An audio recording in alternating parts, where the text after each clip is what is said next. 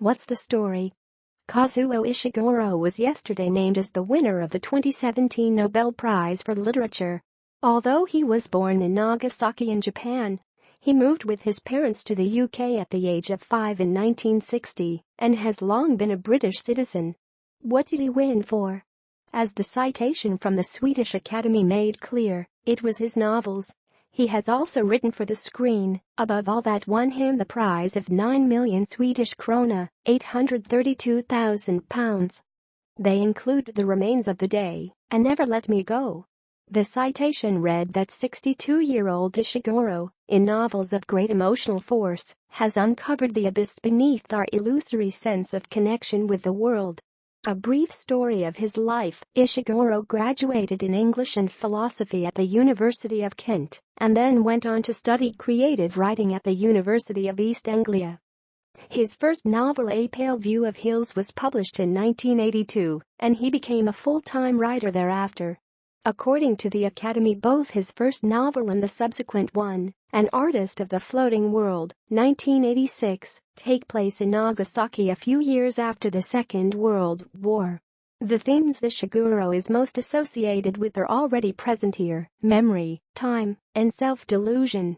This is particularly notable in his most renowned novel, The Remains of the Day, 1989, which was turned into a film with Anthony Hopkins acting as the duty-obsessed butler Stevens. The Unconsoled, 1995, and When We Were Orphans, 2000, did not receive the same critical acclaim, though the latter was nominated for the Booker Prize, which he had won with The Remains of the Day. The Academy added, with the dystopian work Never Let Me Go, 2005, Ishiguro introduced a cold undercurrent of science fiction into his work. In this novel, as in several others, we also find musical influences. A striking example is the collection of short stories titled Nocturnes, 5 Stories of Music and Nightfall, 2009, where music plays a pivotal role in depicting the characters' relationships. In his latest novel, The Buried Giant, 2015, an elderly couple go on a road trip through an archaic English landscape, hoping to reunite with their adult son, whom they have not seen for years. This novel explores, in a moving manner, how memory relates to oblivion, history to the present, and fantasy to reality. What are people saying about his win? In all, Ishiguro has published 8 novels, all of them produced by Faber and Faber, who were understandably ecstatic yesterday. Stephen Page of Faber and Faber said, "He has an emotional force as well as an intellectual curiosity that always finds enormous numbers of readers. His work is challenging at times and stretching, but because of that emotional force, it so often resonates with readers." He's a literary writer who is very widely read around the world. Former poet laureate Andrew Motion said, "Ishiguro's imaginative world has the great virtue and value of being simultaneously highly individual and deeply familiar, a world of puzzlement, isolation, watchfulness, threat and wonder." Motion asked, how does he do it?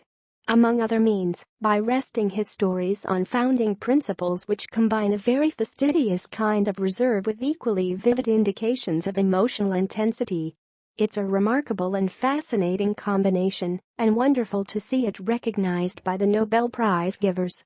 Former Booker Prize winner Salman Rushdie said, "Many congratulations to my old friend Ish, whose work I've loved and admired ever since I first read A Pale View of Hills.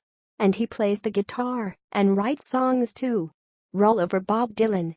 A worthy successor to Dylan, then." As Rushdie's remarks reminded us, there was plenty controversy when Dylan got the prize last year. Ishiguro himself said yesterday, "I do a very good Bob Dylan impersonation." The 110th Nobel laureate for literature follows fellow Britons Doris Lessing, Harold Pinter, Seamus Heaney, born in Northern Ireland but latterly resident in Dublin, William Golding, Winston Churchill, Bertrand Russell, John Galsworthy, George Bernard Shaw, and Rudyard Kipling on the list of honor. The man himself said yesterday, "I have to say, it's great to come 1 year after Bob Dylan, who is my hero since the age of 13.